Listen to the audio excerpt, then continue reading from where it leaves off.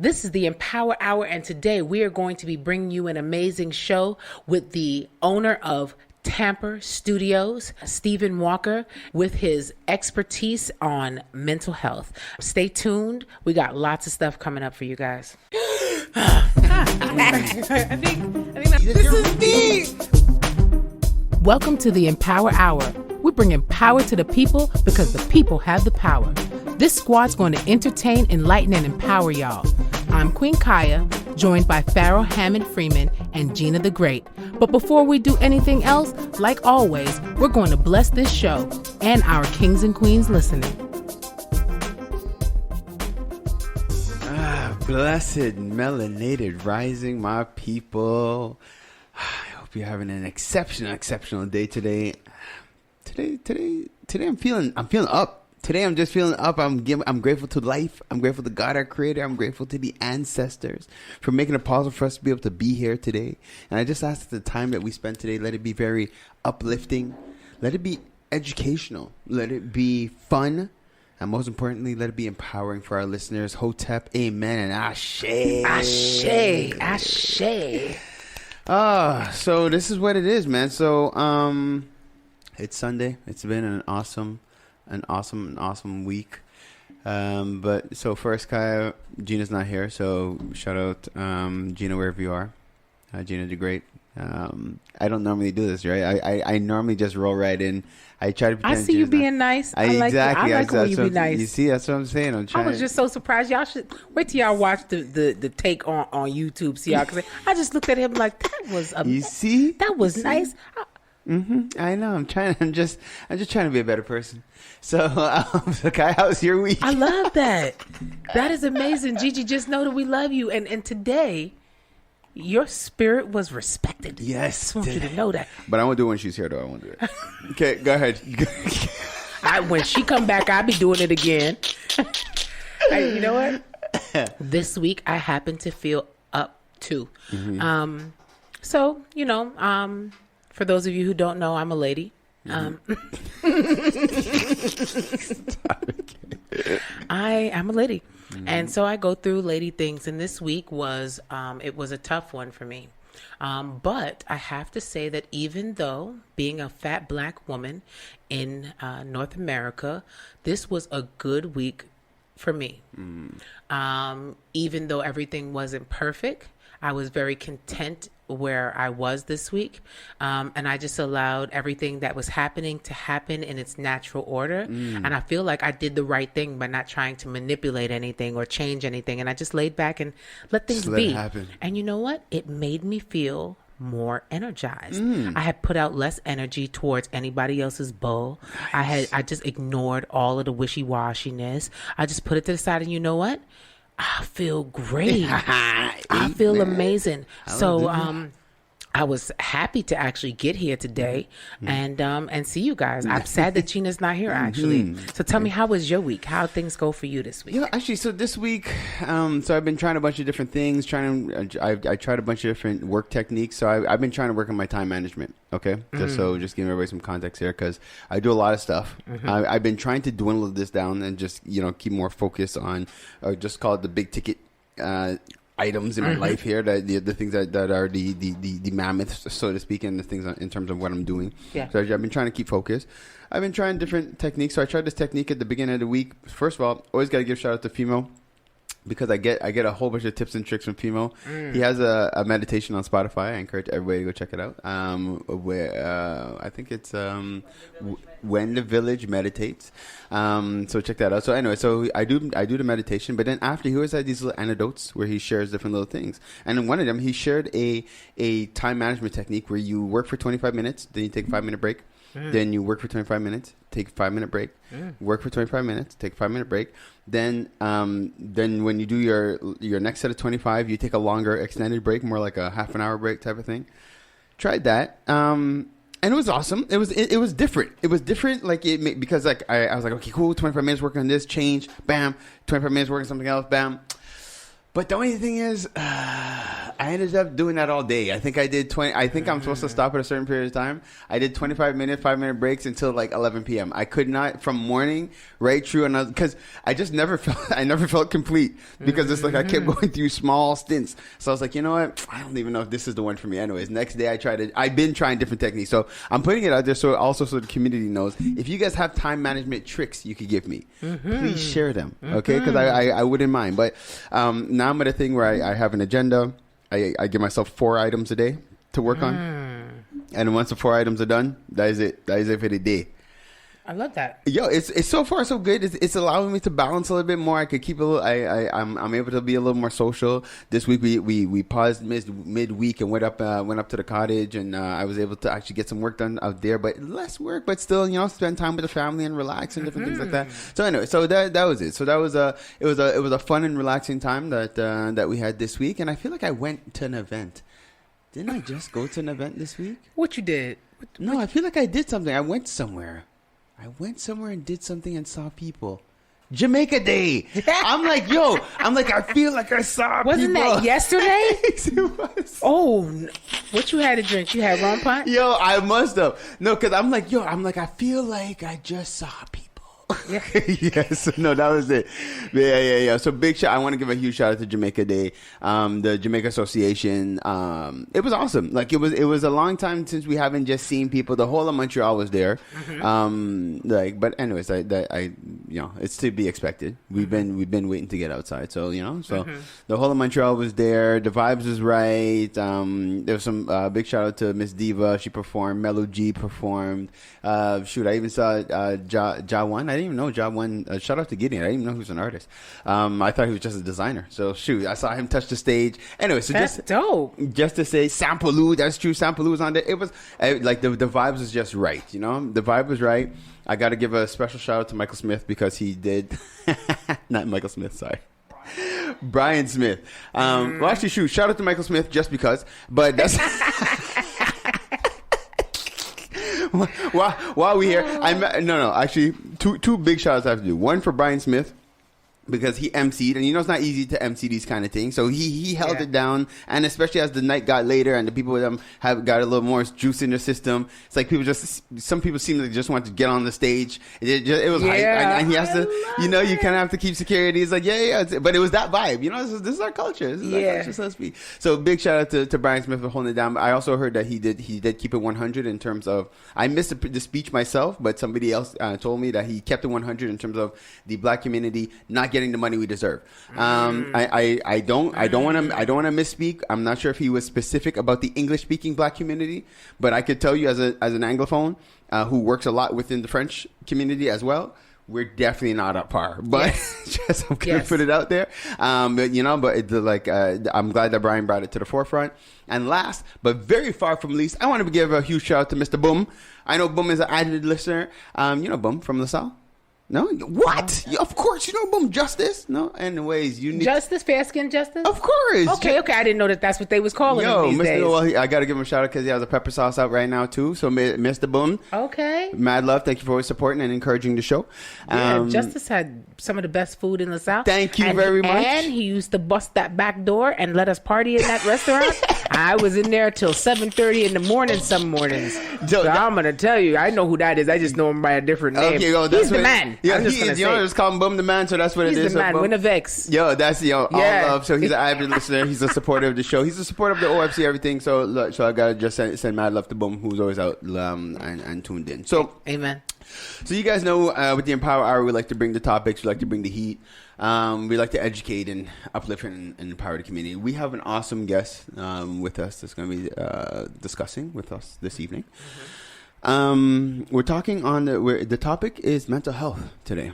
Last week we talked finance, we talked the investments, and those things are vital. But when you're talking about one of the things when you're talking life insurance and different things like that, what's the most important investment that you have? It's yourself.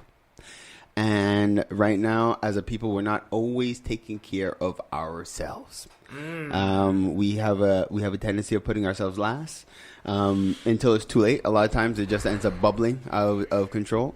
And so right now we're talking mental health, and we want to bring some light to it. We want to share. And the guest we have, Mr. Stephen Walker, is going to be with us. We're going to take a quick break. Guys, when we get back, we're back with Parlay with the People. Let's take a quick positive cause just to shout out our homegirls, Kemba and Andrea from Keen Real Estate Group. Whenever you're thinking real estate, whenever you're thinking investments, whenever you're thinking about planning for the long term, think Keen Real Estate Group. They're generating wealth for generations. KeenGroup.ca. If your goal is to purchase a car and to make the process as simple as possible, just get a car broker, guys. You just get a car broker. Big shout out to our homeboy, Hamsdale Jacques, the owner of HJCourtierAuto.com. That's HJCourtierAuto.com. If you're a small to medium-sized business and you're getting started and you're ready to go to that next level, what do you need? You need a phone line and you need a website. Think Mainstream Digicom. They got all your telecommunication needs checked. MainstreamDigicom.com.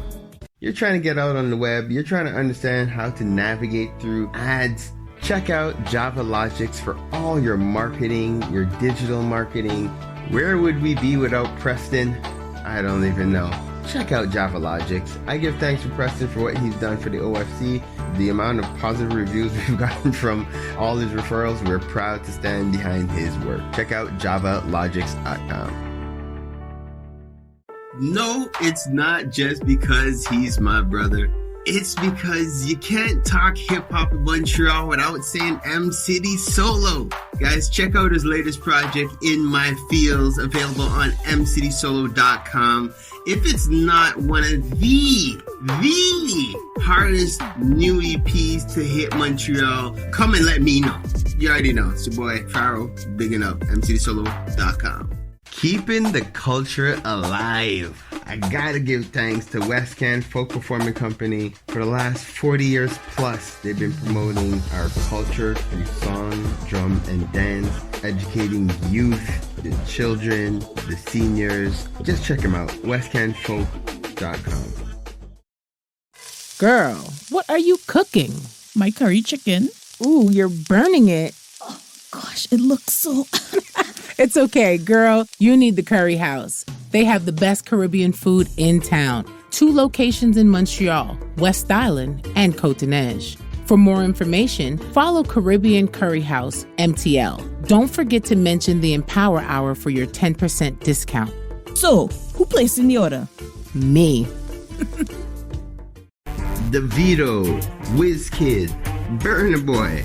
Those are just some of the big names that's blessed Montreal thanks to Afrobeats Montreal. Definitely check out Afrobeats MTL for all concerts, show listings, everything that has to do with Afrobeats in the city. Check out Afrobeats MTL. One full circle. We are the Melanated Community Resource Hub and Network. What does that mean? We're here for each other. Parlay with the people. Parlay with the people. Parlay with the people. Parlay with the people. Parlay with the people. Parlay with the people. Parlay with the people. Parlay with the people. Parlay with the people, y'all. Okay, and we're back. Oh, listen. It's the joys of editing. What happened? Oh my gosh, y'all. I can already tell that this is going to be a great morning for all of us because I'm going to tell you something. Y'all can call him whatever you want to, but P is really the MC. He's the master of ceremonies. And when the master of ceremonies shows up in a good mood, you can guarantee if you use his energy along with the mixes that we got on, you're going to have a great day today. Vibes. In real life. He's shaking shoulders and everything, y'all. Y'all don't know what kind of day this is. Between Carabana and Jamaica Day. This guy is turned up. And I seen there was a nice video that I seen up, actually. They caught some very good clips of Mr. Walk Your Way Up. Oh. That's his new name. I'm just going to say it for the people. Because he got commercials with this guy. Thank you. That's okay. So you did see the Raptors commercial. Okay, you saw it. I'm just saying. I told you guys, if you haven't seen it, check out our page. Make sure you check. Make sure you check out the Empower Hour page, y'all. So let's parlay with the people. That's it. So this is parlay with the people. So first, Queen Kai, as you know, we're about to dive into mental health. So, what do you know about mental health? What's your take on it? Oh well, I've actually become a specialist with mental health issues because I've dealt with a lot of mental health issues. Yourself? Right? No, myself. Yeah, good. If you guys all know, for those of you who know, my story. But I was incarcerated in a foreign country, and the regime that they have there is super cruel and super strict, and it leaves you with a lot of mental scars, along with the stuff that they put inside the food and water and stuff like that. So they're almost trying to mentally break you. Well, they do mentally break you. They truly do. And it's, the things that I'm talking about now, you'll be seeing somewhere around October. I think it's coming out. There's a podcast that I did talking about a little bit more in depth about my situation. And I'm actually in the process of writing a book about it right now. But I can remember coming home and not remembering how to dress myself. And people who know me, I dress. I can get up, and I'm a big girl. That's what I'm known for. I'm also known for being a self-taught chef. I came home, and I can remember how many full pots of food that I just had to throw in the garbage because it was bad. Everything was nasty. So I went through a lot of mental health issues, anxiety, a lot of different stuff that I've worked through at this point. So it's very important to me that the people in our community especially get the help that they need. So mental health is like number one on my docket. Like if it's not about the right stuff these days, even if I get any weird energy and stuff, I'm like, I would just be like, you know what? I ain't dealing with that. I'm going to go over here. Because it's so important that I stay right, because people don't even know when you're going through it, right? So they just be coming with the whole bag of stuff, like here, hold my bag of trash. Like, nah, man, I got a whole bag over here, my own. So mental health is very important for me. So, but yeah. Okay, well, it's actually so. I've had my experiences as well with mental health. Like, so as a spiritualist, I do pride myself in my knowledge of self and the fact that I know I'm a spiritual being living in a physical body, and that's my foundation. But now, the fact that I'm also aware that I am in this physical body, I can't ignore the physical body, and the physical body does go through things, like mentally goes through things, and I feel it was. It's always necessary to acknowledge and not ignore when you're going through things. So whether it be depression, whether it be anxiety, whether it just be stress, it's to not ignore these things. So like I've gone through my fair share, and I feel that it's something that I don't necessarily talk a lot about it because also I know my role here, so to speak, is to be an example of optimism, is to be that light for people, to be uplifting. So I try not to carry myself in a way that would bring people's energy down, right? But at the same time, I have to be real. For and sure, because you want the people to know, like, you're not by yourself. Like, I go through stuff too, but I also want you to show that you see this vibe that you see in me still keep going on. I want you to know you can do that too. You can get past your problems. So what you do is like, it's good. Because me, I'm just out here falling apart in front of people. I'm like, y'all see me, right? Y'all see me? All right. Y'all do see me. Okay. All right. Okay. So that's basically so my like and I'll as life continues, I'll continue to share experiences here and there. But I don't want to take up too much time because I want to introduce my brother Stephen Walker. Yeah. Welcome to the Empower Hour, my brother. Thank you. Thank you for being here with us. Thank you. Good. So I want to let the people know. So Steve and I, we've been boys for years, eh? So it's beyond the business and beyond what we do in community. We go way back. Oh yeah, you remember? The reason why I'm wearing this is to hide the holster. You already know, like What's up? So brother Stephen Walker, so welcome again. So I like what we like to do here. So let's just dive in on a personal. Oh man, well, if you want to know a little bit about me, Yes, sir. Well, this is going way back. We're talking about mental health. Firstly, my parents, they come from the West Indies, so we kind of already know what that's like. Okay, when yeah. we come to this country and then we try to adapt. Right. So I'm not going to say anything foul about it. I just feel like the way my school or the way society kind of took it on was like, that's a no-no. I remember going to court because someone saw my dad, hit me with something. Go ahead. So we ended up going in court, and as a result, ended up in the system. The system ain't trying to raise the children; they're just trying to hold them there for whatever reason. And then get pushed out of that by 16. They're trying to like Come in, yeah. deal with us a little differently, So I don't want to get into it too deep, but I'm telling you that there are a lot of scars because, firstly, I have a great admiration for my father. This man worked his buttocks off to make sure his family was taken care of, and then to have to see that viewed from the lens of like it's a society where it's like, no, he was really hurting you. So it's a lot of stuff to unpack as you're going through it. It's crazy to say because, and it's almost sad to say because your story that you're talking about when you were youth that brought you through life experiences are still happening today. Oh, the system in the DPG is still coming into our house, is still throwing things off. Like, so it's sad to say that the circumstances hasn't changed, but it is a new day because there's more support for it. There's more tools in place and different things like that. So yeah, like I like that there is more support, but it's the way that it's being propagated, the way it's being represented. So I don't know if you know, but as a result of an issue with a female trying to say whatever she decided to say about black males doing whatever they did, I ended up joining the military to defend myself. No, Right. Talk to us a little bit about that. Oh, man, I was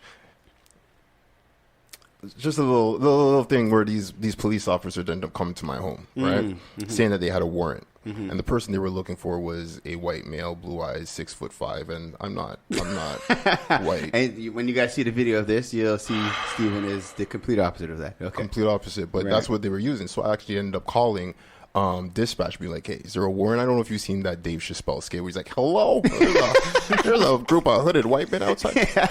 I actually did that. I was like, is there a warrant for my arrest? And they're like, no, so the police didn't even believe that a person of my caliber could even talk like that. They're like, this guy's joking. Right. For real, he's joking. So they put the pepper spray out. Wow. One of them ended up pepper spraying their partner, which is the problem because she was behind, anyway, the front foyer of my apartment at the time. She ended up spraying her partner, so she called for backup. And then as a result, like a whole bunch of police ended up showing up mad fast to the place. By this time, I'm defending myself against the one who felt bad because she's pepper sprayed her partner in the face. Right. So I got her in like some weird arm lock. She's got my testicles in her hands. I'm like, this is illegal. Stop. Right. Okay. Right. So like her partner actually ends up defending her well because she got pepper spray. The most she could do is hold a weapon out. Right. So now I got this huge flashlight in my hand. I got this weapon in my face, and I'm still inside my apartment at this point. Somehow, I don't know Kung Fu or nothing, but the gun clip ends up on the ground. So by the time I pick it up, I have a flashlight and this gun clip, and then I'm looking outside, and I'm going to thank God for this because these officers, they came from two sides of the lobby. So because of my experience in the military, I know you're not supposed to do that. You're not supposed to face off 180 degrees. It's supposed to be a 90-degree difference, so you're never facing each other. But I ended up outside, and they were ready, and guns drawn. I'm telling the other guys in French, yo, back out. But anyway, as a result, put down the weapons and ended up crushing some skull. No fists were thrown. It was just really self-defense and flips and judo and stuff like that. Got to court.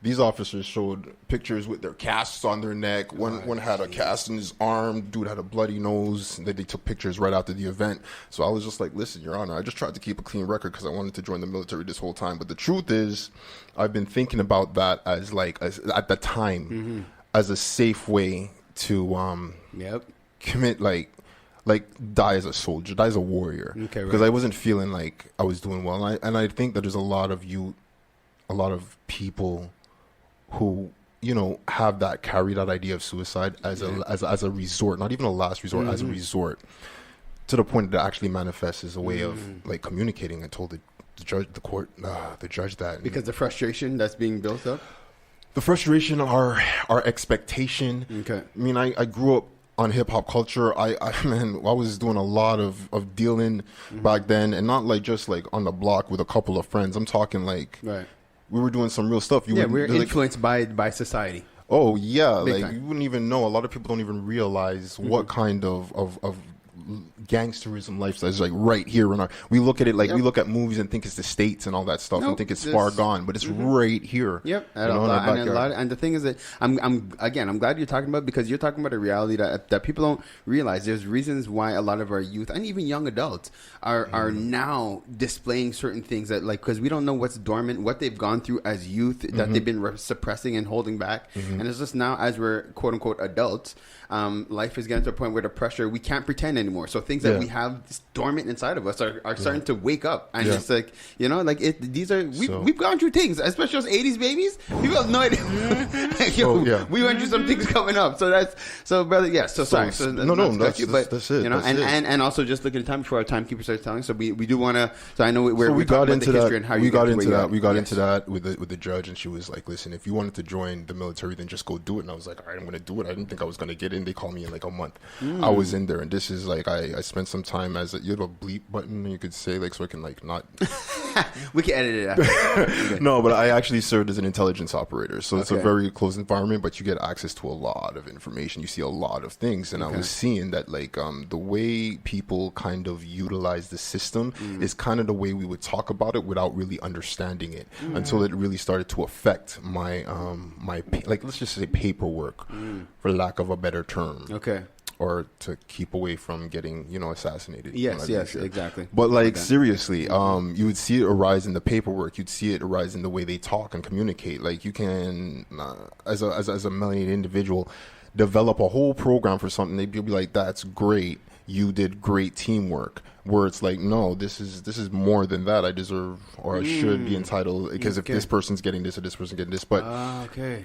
All I'm sorry, just to reiterate, just to make sure it's clear what you're saying. So, to be clear and not to be too clear, but in terms of what you're saying, it's just that you could tell even within the structure of a military where there's, let's just say favoritism, or there's a focus. Favoritism, nepotism. Shadevertism. I Right. love that.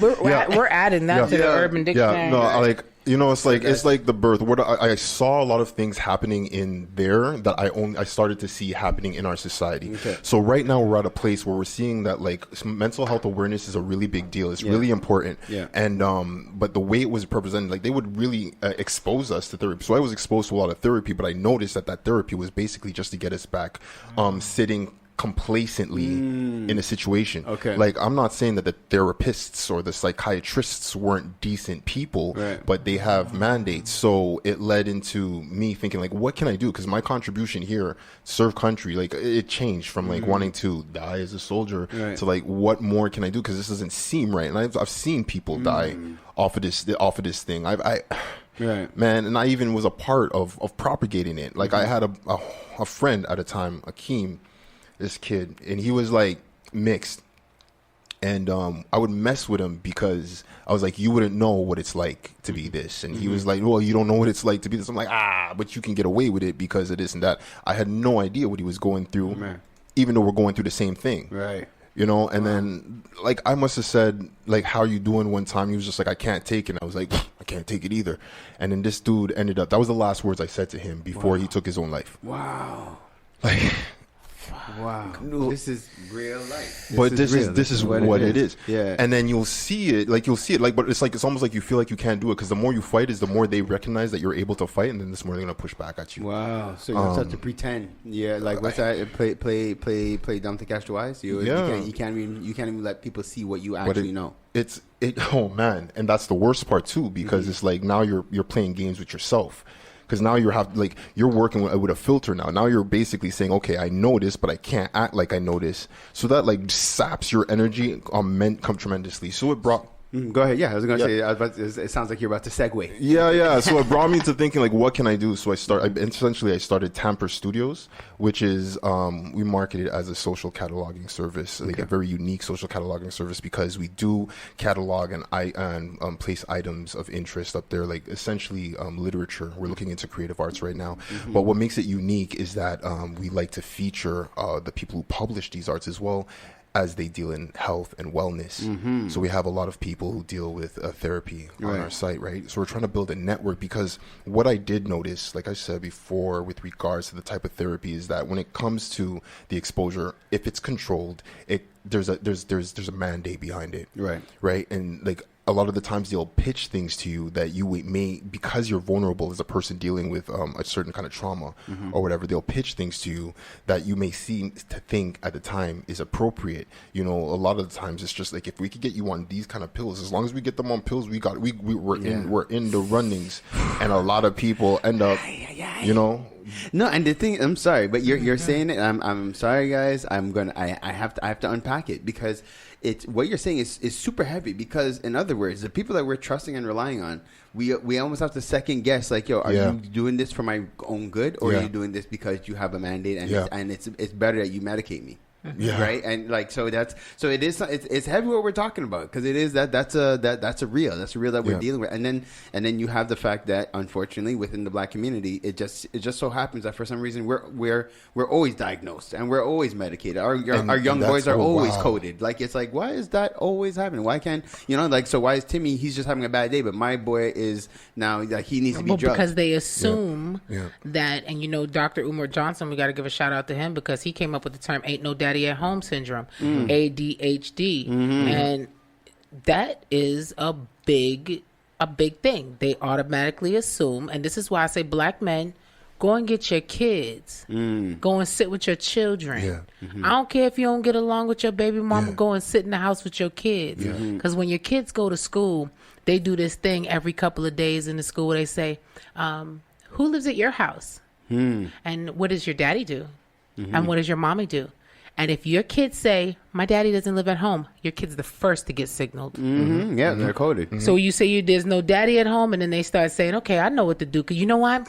When we talk to him, he really doesn't listen. So we're going to give him this. And it doesn't need a doctor to prescribe whatever this thing is for ADHD. It just needs a professional person to say, yeah, this kid is hyper. You're right. So this concerns me. This concerns me. It really should, because like, it's almost at this point where they're just diagnosing for the sake of diagnosing, right? Just to keep it classy. Like, once you have that situation where you have a child in a situation, they will literally be like, oh, it's this, and this, because of the signs is this, but it's something that we can relate to. So they're just like, like, parents, they end up saying, okay, well, this is the path we have to take, without actually doing the research. If we were doing the research for ourselves, if we were reading the right books, we'll find that there are a lot of things that are, like, firstly, I don't even really believe that there's anything wrong. In most cases, I think that if something can be put on you, it can be put off. But when they do diagnose, they plain face it. Kind of like depression is a big one, is an easy one. I'm sorry for cutting you, because I feel if Gina the Great was here, she would give you the other perspective to say that there are times where, yes, the children do need help. There are times where they've gone through things. You see Gina the Great? I'm just giving. That's what it is, though. Because you got to give both sides, right? So we can't just be like, you know what, all psychologists are out for things, and all youths are fine. No, there obviously there's balance on both sides, but it just so happens that on the other side, and I have another perspective, but I want you to go ahead and say this, and then I'm gonna tell you what I think. So I only say that to say, like, to be diagnosed with something like depression, it's very easy to fall into depression. There is depression disorder. That is a real thing. But when you say, like, oh, you're depressed, you have mood depression, it's like, to say that I am depressed, you're actually giving power to the depression. That's like a serious thing. So it's one of those easy ones to, like, just say it's depression. Adjustment disorder is another one. All right. So there's stuff like this. So I noticed that the therapy was essentially just to get us to be complacent within the workforce. That was my experience with regards to the actual therapy that I received. And I noticed that these therapists really wanted to help. They really wanted to help, but they could limit themselves and restrict themselves, and you could feel it. When you're hypervigilant, you feel it. Your energy's up there, and you could feel what someone's putting back, and you could test it, like, spiritually or straight up. You could feel that. So that's what led to the Tamper Studios site, and trying to find people who are doing this, like, because they really want to do it, like, as sole proprietors or whatever, or people doing it, just because they want to help. I want to find these people. I want to get them together. So I love that, because I find there's a power in just pooling the energy together. People who everybody who so people who do want to help, but also people who are suffering, people who've gone through life experiences. And I know there's some stuff as I follow you online, and I encourage everybody to follow you on social media, where you're also expressing from yourself, from your own perspective, different life experiences that you've gone through. But even in the moment, as a person who yourself has gone through race-based trauma and different things like that, you express to show people this is what it's like when you're having a panic attack. This is what it's like when you're like it's like this is the reality of the situation. You know, so I have to commend you for that, because I think it is huge, and it's awesome to give that point. So if you're now tuning in, this is Parlay with the People, and we are here with Brother Stephen Walker, the founder, director, owner of Tamper Studios, and we're discussing mental health. So basically, so as we're talking about the website, so actually if we could give the website again, and I know this is a segue, because we have what your site is doing, but you've been working on a book that I think is huge. So like early on, I wanted to find a way to speak on it, because I myself am only experience. So now I'm looking into actually becoming more familiar with it by taking some courses to become a wellness coach. So I'm making sure that I'm actually speaking from a professional aspect and not just experience. But I started writing a book. I started this idea for a book, and it deals a lot to do with systemic discrimination. So that's about to be coming out very shortly in the next couple of months. Nice. It's all done. It's ready to go. I'm excited about it. But it's going to be featured on Tamper Studios first. Okay. So now, the website, it's tamperstudios.com? Yeah. So if you're an author, or if you're a person with a story to tell, or you're you mean a person who has suffered or suffering from mental health, would you say they're like, welcome? Everybody's welcome. So first step is just to subscribe to the site, right? Yeah, that's it. Simple, free. Yeah. Low point of entry. Good. Yeah, exactly. So just go tamperstudio.com. Yeah. And then you just subscribe. So now the next phase, you said, is the book coming out. And then, because I feel there was something else we were discussing. It was a phase. It's the wellness. That's it. Yeah. So it's really, it's really like I'm really stoked for the book, but like it's specific to those people. Not specific, but I want people who have had stories or have sort of story to tell to come out, because a lot of people don't even know how profound their stories can be. And as we build this network, people who are going to be like, hey, even people hearing this are going to be like, I have a story, but it's like, it's not just for them to just push their story. Now they can connect to people who may have an interest in healing them in whatever regard whatever they may need healing in, right? I list off a couple of things that we have. We have holistic healers, like quantum healers on the site already, and we're looking at people who deal with spiritual stuff, like Reiki is another one that we're looking at. But I'm also learning, because I'm getting exposure to all these people, so it helps me to stay, calm and collected in most cases. It's teaching me to deal with the anxiety attacks before they become panic attacks. And I wish I had the time to tell you about why I end up having these panic attacks. I'll tell you this much: it has a little bit to do with being a strong individual and having to fall back on inhibitions that have been programmed. Our inhibitions. It's very different. I'll give you a little bit. It's very different from say a person who suffered a rape, and then they see the aggressor, and they are overwhelmed when they see that person. They feel like they can't do anything, so they take up a martial arts class or something, and then end up feeling a little bit more empowered when they come across that person. Well, a person who's already capable, but is suffering from an inhibition to not do this because I do not want to end up in prison or something. Right, that becomes more of like something that you have to fight, right? Because you're like, I can, but wow, yeah. You just hit something on the head, because like there it is. There's a lot of that happens where like we have strong. Let's just break it down real simple, like where we have strong men that can't be aggressive when they're being completely disrespected or belittled. Yeah, like they have to humble themselves, and it's like that in itself is like, yo, this is crazy, because I don't want to get in trouble. But although I'm being disrespected, everything is happening. That's what happened to George Floyd. That's what's happened. That's what happened to George Floyd. It's crazy. And people were saying to me like, oh, you can't be saying stuff like that on the radio. You can't be saying stuff like that out loud. But I'm like, listen, let me tell you something. If they taking you down, you better fight. Yeah. Don't go out like no sucker. If I'm gonna die, I want to know. They won't say she died fighting. She lost her mind. They was trying to kill her and she was innocent and they was trying to do something. She lost her mind. I'm going to do it so bad. They going to jump in. They're going to help me. I'm not going to die anyway. They're not going to talk about that. We burnt the whole city down when the police jumped on Kaya. Because I want my black men to have that fire. I hate that black women feel like we have to be that one that, yeah, you do something to my son, you watch and see what I do. I want my son to say, y'all better leave me. Yes. And I want when he says the words that's enough, that you feel the ancestors speak, that you hear drums in his voice when you try and comfort him, that you understand 1,000 of my ancestors will be on your children if you come and touch my son. Y'all gonna be in trouble if you do mine. And that's what I want black men to feel. So what you're doing right now, what you're about to instill in people, what you're about to empower them with is needed. Because if you can give them back without feeling like it's going to be to their detriment.